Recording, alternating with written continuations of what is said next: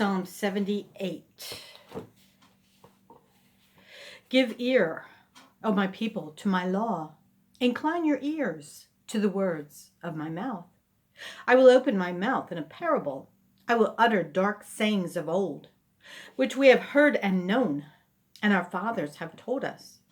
We will not hide them from their children, showing to the generation to come the praises of the Lord and his strength and his wonderful works that he hath done. For he established a testimony in Jacob and appointed a law in Israel, which he commanded our fathers, that they should make them known to their children, that the generation to come might know them, even the children which should be born, who should arise and declare them to their children, that they might set their hope in God and not forget the works of God, but keep his commandments, and might not be as their fathers, a stubborn and rebellious generation, a generation that set not their heart aright, and whose spirit was not steadfast with God. The children of Ephraim, being armed and carrying bows, turned back in the day of battle. They kept not the covenant of God, and refused to walk in his law, and forgat his works and his wonders that he had showed them.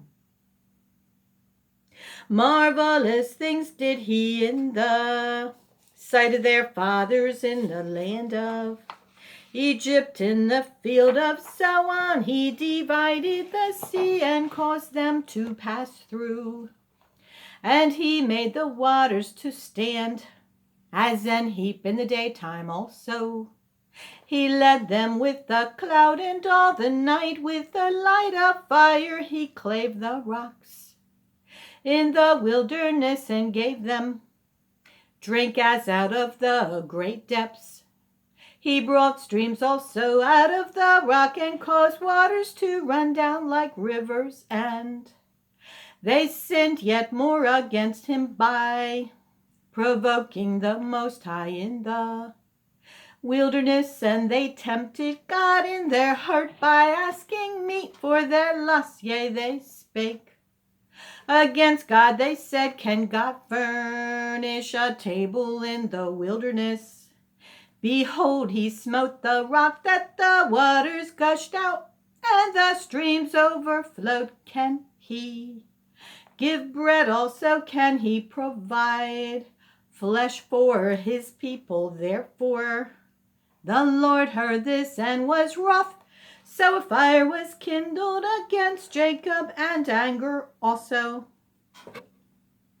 came up against Israel, because they believed not in God and trusted not in his salvation, though he had commanded the clouds from above and opened the doors of heaven, and had rained down manna upon them to eat, and had given them of the corn of heaven. Man did eat angels' food, he sent them meat to the full. He caused an east wind to blow in the heaven, and by his power he brought in the south wind. He rained flesh also upon them, as dust and feathered fowls, like as the sand of the sea, and he let it fall in the midst of their camp round about their habitations. So they did eat and were well filled, for he gave them their own desire. They were not estranged from their lusts, but while their meat was yet in their mouths, the wrath of God came upon them, and slew the fattest of them, and smote down the chosen men of Israel. For all this they sinned still, and believed not for his wondrous works. Therefore their days did he consume in vanity, and their years in trouble. When he slew them, then they sought him, and they returned and inquired early after God. And they remembered that God was their rock, and the high God their Redeemer. Nevertheless they did flatter him with their mouth, and they lied unto him with their tongues. For their heart was not right with him, neither were they steadfast in his covenant. But he, being full of compassion, forgave their iniquity and destroyed them not. Yea, many a time turned he his anger away and did not stir up all his wrath, for he remembered that they were but flesh, and wind that passeth away, and cometh not again. How oft did they provoke him in the wilderness, and grieve him in the desert? Yea, they turned back and tempted God,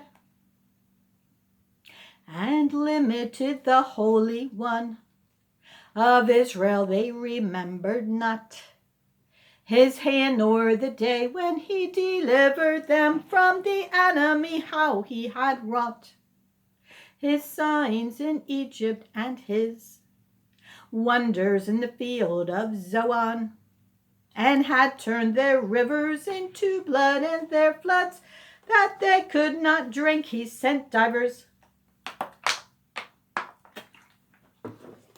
sorts of flies among them, which devoured them, and frogs which destroyed them. He gave also their increase unto the caterpillar, and their labor unto the locust. He destroyed their vines with hail, and their sycamore trees with frost. He gave up their cattle also to the hail, and their floods to hot thunderbolts. He cast upon them the fierceness of his anger, wrath, and indignation, and trouble by sending evil angels among them. He made a way to his anger.